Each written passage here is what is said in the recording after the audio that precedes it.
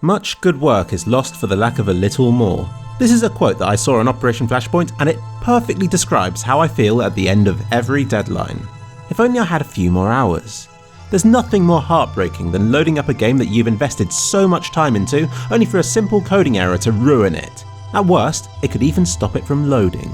This has been a problem for me for as long as I can remember. I'm just not good at pacing myself. But it's not just me. I suspect everybody feels that, given just one more day, that their project could have been 100 times better. With this game, I planned to get the game's engine done on the first day, the levels and menus on the second, and would leave the last day for rigorous playtesting and polish. The reality? The engine took me 2 days, and I crammed everything else into the last day, magically assuming that somehow I would get it all done. Seems impossible, right? But I have a secret weapon. Crunch time. Crunch time is magical. Everything else fades away. You forget to eat. You don't get distracted by Facebook. You don't even bother putting pants on. A day in crunch time is worth a week of normal living. It puts you in the zone. It's like a constant pump of adrenaline that keeps you focused. Nothing beats the feeling. Nothing. I could have all the money in the world, a dream group of friends and a perfect girlfriend, and yet I'd still crave the next deadline. If you could live your life in the crunch zone, then you'd have completed your life's goals within a decade, and then would have collapsed exhaustedly and never woken up from the coma. Oh yeah, this game. What's it called? Well, it was called Minecraft at the beginning since I thought it sounded funny, but I decided on a more catchy title. I chose Destruction Darius, since the letter D has given me luck in the past and I needed double the help with this game. Darius was used because it came up with the fewest Google search results and sounded like a god or something. For the crunch day, I woke up at 5 in the morning, giving me 24 hours before the deadline, which is based somewhere in America. Let's begin. With the engine done, I moved on to the menus and high scores, which were one of the main rules for this competition. To implement them into the game, I had to use a special Game Jolt plugin that I hadn't used before and had no hope of understanding. This sort of stuff brings a bitter taste to my mouth. I guess that the years I spent being abused by STOS Basic have taken their toll. But thank the internet, a brilliant man named Uppernate had created a prefab. Without this, I wouldn't have been able to even enter this competition, so he deserves a big shout out for his help. But not just for making the prefab, but also for personally responding to my questions. I felt utterly helpless at points during the day. He was my single lifeline. I'd send him questions and pray that he didn't just leave me hanging, and he never did.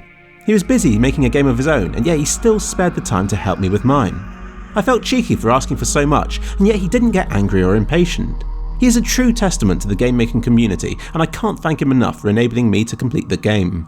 By the end of the day, I even had a fully working Highscore table.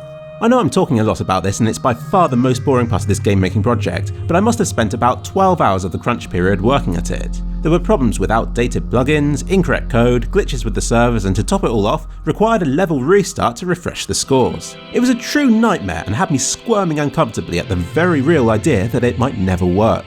There was a lot of botching that went into it, but I'm happy to say that it was a success. So thank you, Uppernate, and best of luck with your entry, which I see stores levels as individual files. Very smart. With his game, he has a single level which can load up different layouts for different levels. This means that fixing a bug once will fix it for every level. This is sensible. Compare this with mine, where I make each level separately. This means that it's almost like loading an entirely new game for each level, and any problems that I find later on will have to be manually fixed for each level, which is horribly time consuming. If I had more time, then I would have done the same as Uppernate, but since I didn't, I simply had to rely on making the game perfect before starting on the levels, which is why I spent an hour of crunch time making it so that you could customize your character's face and stuff. Even whilst doing this, I was cursing at myself for being so stupid and petty. This is not the time to be making trivial changes, yet it makes sense when you think about it. I was waiting on a response from Uppernate about the high scores at the time, and felt that I might as well do something whilst I was waiting. Plus everybody loves being able to customize their character. I believe that there's a gap between developers and players. Game developers make games for the gameplay and big things. Players, on the other hand, enjoy little touches like being able to customize your character or buying custom skins for hundreds of dollars. I'd argue that after a certain stage, it's more important than adding more gameplay features. Level faithfully playtested the game on the final day and he loved this feature. He noticed that you couldn't change the trousers, or as he calls them, pants. This struck me as funny, so I killed 2 birds with 1 stone by having Darius insist that the pants stay. This silly solution saved me valuable time.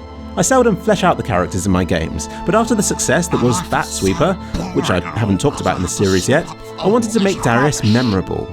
I gave him a low voice and made him spout cheesy lines relating to bombs at random times during the game.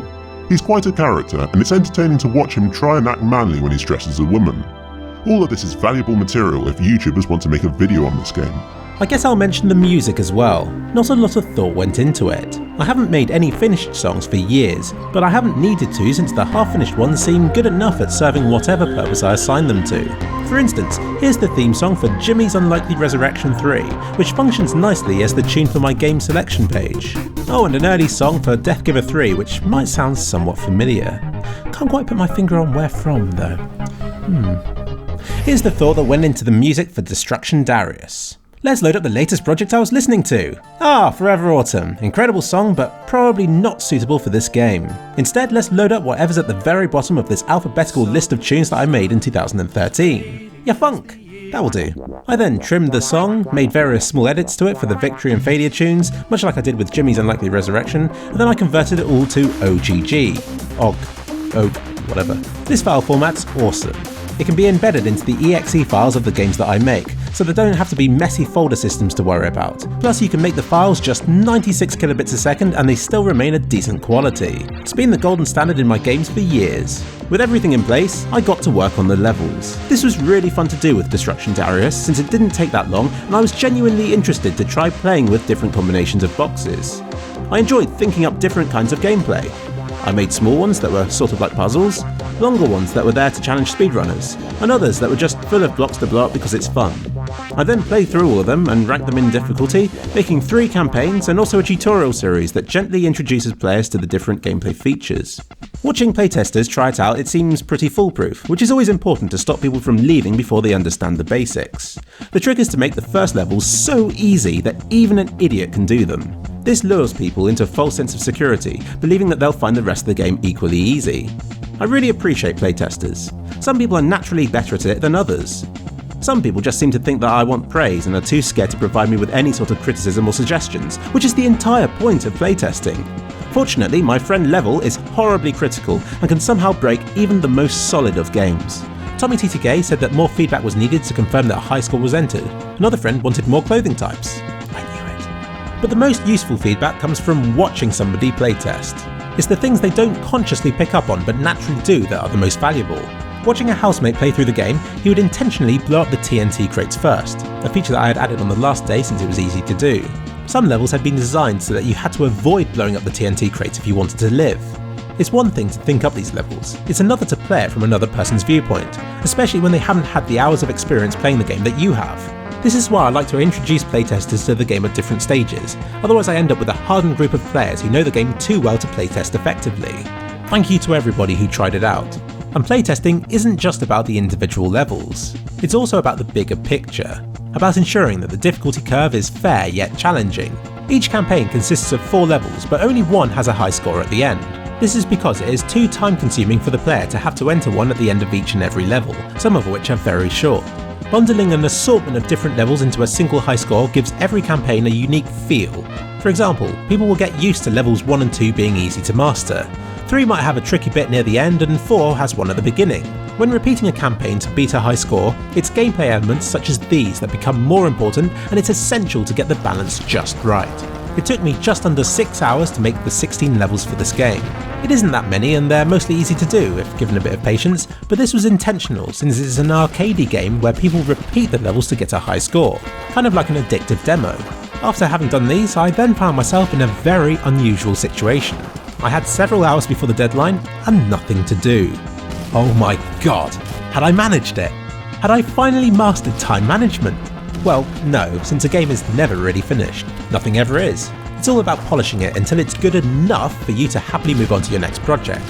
I was tired but didn't want to sleep since I'd regret it later on if I found a game-breaking bug that ruined the game's chances in the competition. So I booted up the game and went bug hunting. I polished the menus up. I made things look nice. In under an hour I had given each campaign a different backdrop. Even now they're nothing special, but infinitely better than the plain grass backdrop that they had before. This is something that playtesters wouldn't even have picked up on, but they have since said how nice the variety is. With the original Dragonero mine I found a clever way of avoiding repeating backdrops. What you do, you have a base layer and then a second one with different dimensions and transparent bits over the top. This breaks up the patterns with the bottom one. This is effectively how detailed textures work. The original Deus Ex used this to make things look pretty when viewed close up, Trying to make repeating textures look perfectly takes time, so this saved me precious minutes as the deadline approached. In a flash of inspiration, I posted on my Twitter asking people what they would ask PewDiePie if given the chance. He will be playing the winning games of this competition. I found his login on the website and made it so that if he logs into my game, each loading screen will pop up with a random question from anybody who replied to my tweet. The chances of this happening are slim, but who knows. By now, my biggest concern with the competition was a power cut or the servers dying, so I made sure that I regularly uploaded up-to-date versions of the game to the site to avoid potential disasters. I continued to do this right up until the deadline, at which point I went to bed and got a lot of much needed sleep. And this concludes the making of Destruction Darius, my latest game. The competition is over, the game submitted, but as with any creation, this isn't the end of its story. After all, this is a game that's intended to be played by gamers. This series has only shown it from the game developer's point of view. Check out the description of this video for a link to the download page. See whether this game reflects what I've said in these videos and, more importantly, if it succeeds at being fun. Looking at the Game Jolt site, you might have noticed something. This isn't really a game making competition. It's a publicity contest. Users of the Game Jolt site rate the games and the 5 highest rated ones win. But users of Game Jolt are all game developers and they all want their own creation to come top. Perhaps this is why Destruction Darius suddenly got spammed by 1 out of 5 ratings a couple of hours ago. The sad truth is that the winners will be the ones with the most friends, rather than the best games. I really wish this wasn't the case. A game making competition should be judged on the quality of the games, and since it isn't, this puts entrants in an awkward situation. You can choose to play fair and to watch as your submission is ignored. This hurts if you've invested so much time and love into your creation. Others won't understand. The only reassurance you will have is that you did the right thing. And sure, other people will respect you for that, particularly other competitors who are pleased that you wrote yourself out of the competition. Or you can play dirty, upvoting your games and downvoting others. Perhaps you could even call out others and try to get them disqualified for whatever reason, or call out the underhand tactics that other people have used to rally public opinion against those entries. I know from experience what people are capable of when it comes to competitions, and it has left me bitter. But hey, it's not playing dirty, it's just being smart, as they'll happily claim. This should have no place in any competition. I hate losing, but feel guilty if I win. Part of me feels dirty for making this video series, since even though I haven't specifically told you to rate my game, hundreds of you have already given it high ratings and high scores. Not that I'm complaining, thank you to everybody who has supported me by rating and playing my game. It's every game developer's dream to have such a supportive following. I just hope that Destruction Darius is worthy of the ratings that it's being given. Thank you. But please, I urge you to give it a rating based on what you think it deserves. Play it properly first. Perhaps see what other developers have managed in 3 short days and rate other ones accordingly. And please, let me know if you think it can be improved in some way. Good old constructive criticism. It has good intentions, but still feels like a personal jab at me for not having found the faults sooner. I have to keep my mouth shut, or even thank you for finding flaws in my creations. After all, you're in a better position to rate this game fairly than I am. It's my baby.